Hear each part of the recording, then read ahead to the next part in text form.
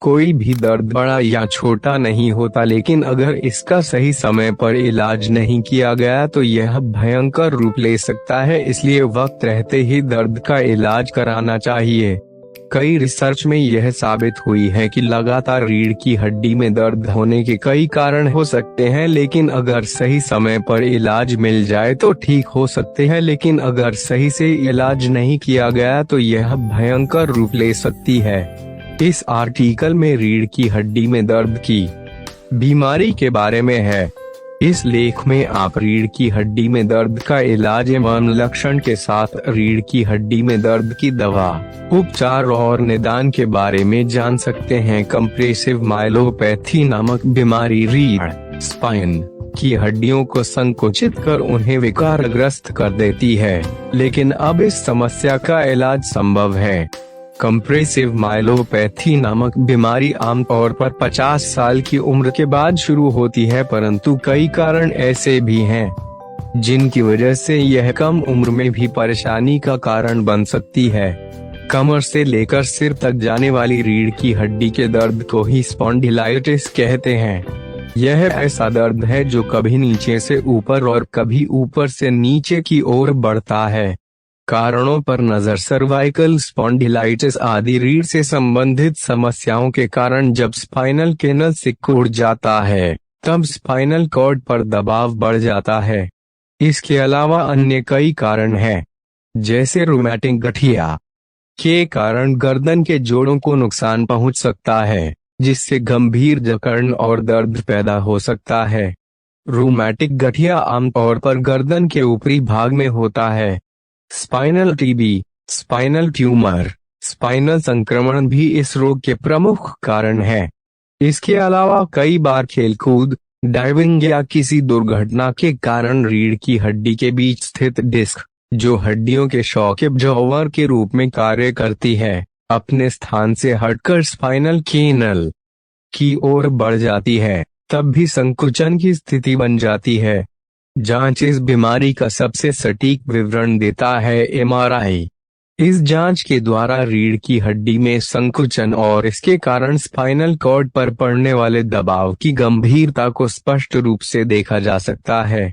इसके अलावा कई बार रीढ़ की हड्डी में ट्यूमर होने पर computer tomography, CT scan, X-ray आदि से भी जांच की जा सकती है। हिंदी न्यूज लाइफस्टाइल हेल्थ लगाता रहता है। रीढ़ की हड्डी में दर्द तो हो सकती है यह बड़ी वजह। ये लेख रीढ़ की हड्डी में दर्द की बीमारी के बारे में है। इस लेख में आप रीढ़ की हड्डी में दर्द का इलाज एवं लक्षण के साथ रीढ़ की हड्डी में दर्द की दवा, उपचार और निदान के बारे में जान सकते हैं। इंडिया टीवी लाइफस्टाइल डेस्क 19 अप्रैल 2020, 12:08, 14 सेकंड। नई दिल्ली। कोई भी दर्द बड़ा या छोटा नहीं होता, लेकिन अगर इसका सही समय पर इलाज नहीं किया गया तो यह भयंकर रूप ले सकता है। इसलिए वक्त रहते ही दर्द का इलाज कराना चाहिए। कई रिसर्च में यह साबित हुई है कि लगातार रीढ़ की हड्डी में दर्द होने के कई कारण हो सकते हैं, लेकिन अगर सही समय पर इलाज मिल जाए तो ठीक हो सकते हैं। लेकिन अगर सही से इलाज नहीं किया गया तो यह भयंकर रूप ले सकती है। इस आर्टिकल में रीढ़ की हड्डी में दर्द की बीमारी के बारे में है। इस लेख में आप रीढ़ की हड्डी में दर्द का इलाज एवं लक्षण के साथ रीढ़ की हड्डी में दर्द की दवा, उपचार और निदान के बारे में जान सकते हैं। कंप्रेसिव माइलोपैथी नामक बीमारी रीढ़ स्पाइन की हड्डियों को संकुचित कर उन्हें विकारग्रस्त कर देती है, लेकिन अब इस समस्या का इलाज संभव है। कंप्रेसिव माइलोपैथी नामक बीमारी आमतौर पर 50 साल की उम्र के बाद शुरू होती है, परंतु कई कारण ऐसे भी हैं जिनकी वजह से यह कम उम्र में भी परेशानी का कारण बन सकती है। कमर से लेकर सिर तक जाने वाली रीढ़ की हड्डी के दर्द को ही स्पॉन्डिलाइटिस कहते हैं। यह ऐसा दर्द है जो कभी नीचे से ऊपर और कभी ऊपर से नीचे की ओर बढ़ता है। कारणों पर नजर। सर्वाइकल स्पॉन्डिलाइटिस आदि रीढ़ से संबंधित समस्याओं के कारण जब स्पाइनल कैनल सिकुड़ जाता है तब स्पाइनल कॉर्ड पर दबाव बढ़ जाता है। इसके अलावा अन्य कई कारण हैं, जैसे रूमेटिक गठिया के कारण गर्दन के जोड़ों को नुकसान पहुंच सकता है, जिससे गंभीर जकड़न और दर्द पैदा हो सकता है। रूमेटिक गठिया आमतौर पर गर्दन के ऊपरी भाग में होता है। Spinal TB, spinal tumour, spinal संक्रमण भी इस रोग के प्रमुख कारण है। इसके अलावा कई बार खेलकूद, डाइविंग या किसी दुर्घटना के कारण रीढ़ की हड्डी के बीच स्थित डिस्क, जो हड्डियों के शॉक एब्जॉर्बर के रूप में कार्य करती है, अपने स्थान से हटकर स्पाइनल कैनल की ओर बढ़ जाती है, तब भी संकुचन की स्थिति बन जाती है। जांच इस बीमारी का सबसे सटीक विवरण देता है एमआरआई।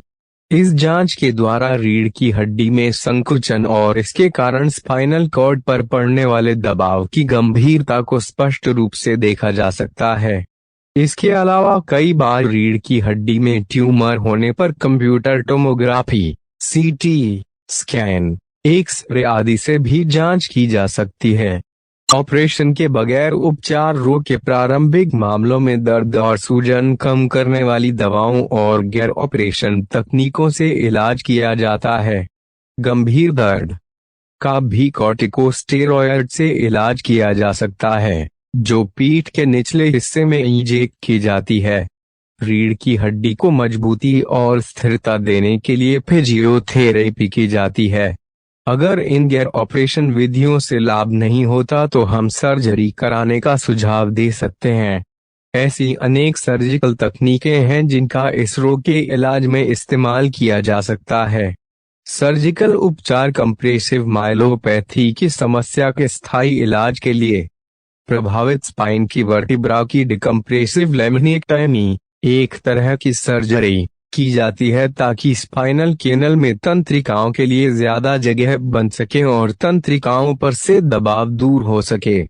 यदि डिस्क हर्निएटेड या बाहर की ओर निकली हुई होती हैं तो स्पाइनल कैनल में जगह बढ़ाने के लिए उन्हें भी हटाया जा सकता है, जिसे डिस्केक्टमी कहते हैं। कभी कभी उस जगह को भी चौड़ा करने की जरूरत पड़ती है जहां तंत्रिकाएं मूल स्पाइनल कैनल से बाहर निकलती हैं। इस स्थान को फोरामेन कहते हैं। इस सर्जिकल प्रक्रिया को फोरामिनोटॉमी कहा जाता है। जाने लक्षणों को रीढ़ की हड्डी नसों की केबल पाइप जैसी होती है। जब यह पाइप संकुचित हो जाती है तो नसों पर दबाव से ये लक्षण उत्पन्न हो सकते हैं। सुन्नपन या झुंझुनी का एहसास होना, गर्दन, पीठ व कमर में दर्द और जकड़न, लिखने, बटन लगाने और भोजन करने में समस्या, गंभीर मामलों में मलमूत्र संबंधी समस्याएं उत्पन्न होना, चलने में कठिनाई यानी शरीर को संतुलित रखने में परेशानी, कमजोरी के कारण वस्तुओं को उठाने या छोड़ने में परेशानी, बचाव व रोग का उपचार। व्यायाम इस रोग से बचाव के लिए आवश्यक है। देर तक गाड़ी चलाने की स्थिति में पीठ को सहारा देने के लिए तकिया लगाएं। कंप्यूटर पर अधिक देर तक काम करने वालों को कंप्यूटर का मॉनिटर सीधा रखना चाहिए। कुर्सी की बैक पर अपनी पीठ सटाकर रखना चाहिए। थोड़े थोड़े अंतराल पर उठते रहना चाहिए। उठते बैठते समय पैरों के बल उठना चाहिए। दर्द अधिक होने पर चिकित्सक की सलाह से दर्द निवारक दवाओं का प्रयोग किया जा सकता है। फिजियोथेरेपी द्वारा गर्दन का ट्रैक्शन व गर्दन के व्यायाम